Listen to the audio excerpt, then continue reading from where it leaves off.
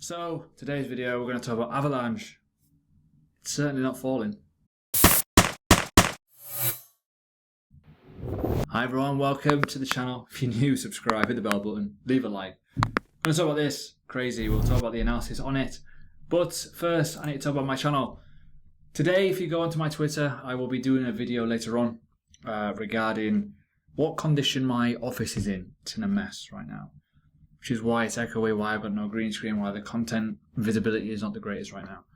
It will improve. That will mean better videos in the future and much different setup, which will be pretty exciting. Focusing on though, moving on into the future, basically daily analysis. So I'll be doing an analysis of a coin. I want you guys to pick them for most of the times. Investing, when to invest, so the basic fundamentals of what the coin basically is. And, well, very, very briefly, and most importantly, when you could potentially get in, dollar cost averaging, big levels to look at. Education, obviously, token overviews and price predictions, so me essentially giving you some fundamentals regarding a coin and maybe some future predictions, a bit of fun, a bit of speculation, but at the same time, a lot of people like those stuff. And then we've got the obvious, top gems and picks. Basically, a cluster of the two above. So if I want to do some technical analysis, I can cluster some coins. If I want to do some coins that look good for the long term, I can cluster them. So you've got a bit of a variety there. And then obviously the undervalued stuff, which, by the way, if you go and look them up, they've all done incredibly well. Look at that. Cardano, Zilliqa, Reserve Rights, Polkadot, Injection Protocol, and Share Token. They've all done pretty well this year. Anywho, let's talk about it. I like Avalanche. I covered it about 2 weeks ago in terms of it could be doing something quite nice. It's been absolutely thunderous, hasn't it? When you consider the fact of how this is kind of done its thing, it's dropped and it's consolidated around, I think, about $8, and then it absolutely flew. Unfortunately for me, I don't have it because I ultimately have too many altcoins at the moment, so I don't want to go too top heavy. But let's talk about top heaviness. I did a video yesterday regarding my reserve rights and Polkadot orders, why I bought into them, why I looked into them, why the structure break was important. It's the same with this, right? And I mentioned it, and a lot of people in the comments were like, oh my god, light bulb went off, right? When this is going down, you want to be in altcoin. When it is going up, you don't want to be in it, right? It's one of those things, you've got to understand trend bias. Trend analysis is important, it's massively important. And again, if you're looking at this level here, this is important for the dominance chart. Oh shite, what is going on here? So this level here, regarding it, in my opinion, is pretty much the level that we need to fall below. If we start going towards 40%, I will be very, very, very, very, very happy. And altcoins will be doing very, very well. I've said, basically, it's not alt season yet. You need to wait for confirmations, and that's obvious. You don't want to be jumping the gun too quickly. And basically, when we were like jumping here and we were going back up, at the start of August, I was like, right, just be careful, boys and girls. It's not a full-on alt season yet. Just be careful. Like, don't just ape into it because Bitcoin's going up. Naturally, if Bitcoin's going up, the altcoins will look good anyways as USD. But at the time, though, this was still in an uptrend, a very, very obvious uptrend, but a breaker structure has allowed it to flow. And over the last coming days, over the last week or so, it's been freaking awesome. But it's also about having those monthly levels. You want to be able to go and capitalize on your coins that you like and you've noticed that they've done something extreme. Basically an extreme correction, which is what Avalanche has done and why we're seeing a huge pump now, which is pretty exciting. So let's talk about it in USD, and we'll look at it in BTC as well. So it's done an absolute gigapump, as we'd say. So if we're looking at the overall structure of all-time high, which is, I believe, up here, $60. I could have gotten the ICO of this, but I rejected it because I'm an idiot. Yeah, one of those things. So for me, this level, the 618, is already important. Why is it important? Not because it's a 618 level, it's because it's had previous levels of resistance taps. Bang. Multiple times. That now, that $40 level piece should be the level of support. Technically, if we're going technically, it should be now a level of support. We need to wait for tonight though. It's still got, well, 7 hours. Do you reckon we'll lose $7 in 7 hours? Probably not. It's pretty unlikely. However, we shall see. Okay, again, probability and all that good stuff. So that's an important level for me personally. However, it's interesting to see. It's a big, big pump, and you probably already noticed it, and you probably don't have to notice it too much, but it's already done a 5x. Fucking hell.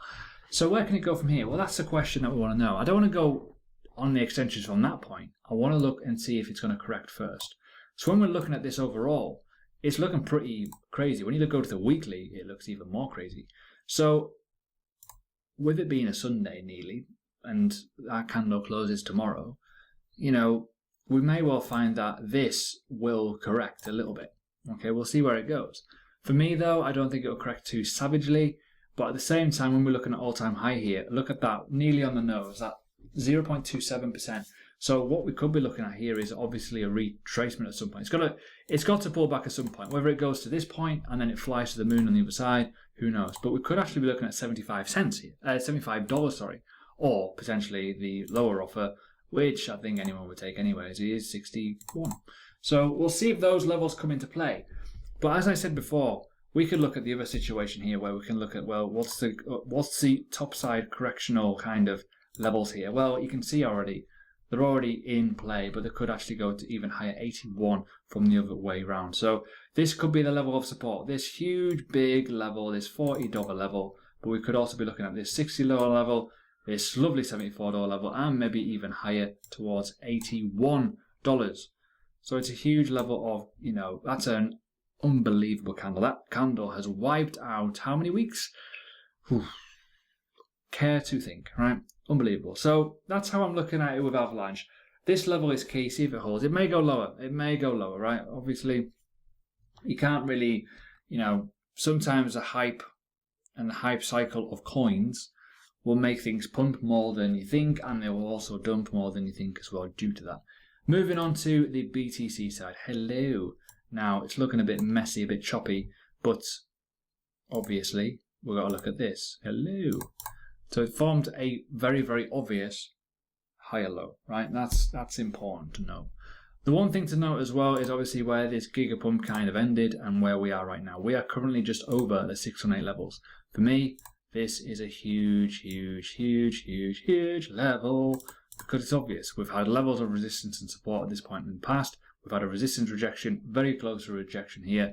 So yeah, see where it goes from this point. But as I say, this is where it gets interesting. We could be looking for a nice little correction here. So if we remove that and just keep a note at that point, if we're looking at this and it is going to close very, very bullish, but it doesn't make a new high for the next week or so, this level is also important. Why? Because look at it, it's a 382. It's hugely important. But at the same time, everyone's looking at different things, right?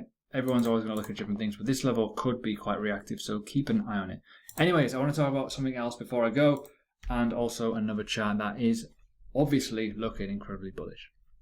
So if you're not yet done so, make sure you check out BlockFi. If you are looking to grow your passive kind of elements around your life, whether that is stable currency or Bitcoin or Ethereum or maybe Chainlink or something like that. Now, Avalanche is not on here. However, like what I say in terms of, you know, most coins, if you lock up either your Bitcoin or even your stable currency and earn a 7.5% APY, which is pretty good, realistically, you can get paid in Ethereum or Bitcoin. Then you can utilize that in the next trick that I'm going to show you in the next part of this video. The link is below to this, blockfi.com/cryptomobster. You get some free cryptocurrency for just basically signing in and basically putting a little bit of money in here, so you can literally get a decent little amount there straight away to help you compound up. So make sure you check it out. So as I just mentioned before with BlockFi, right? The little trick is obviously what I mentioned yesterday. See what happens with the dominance chart.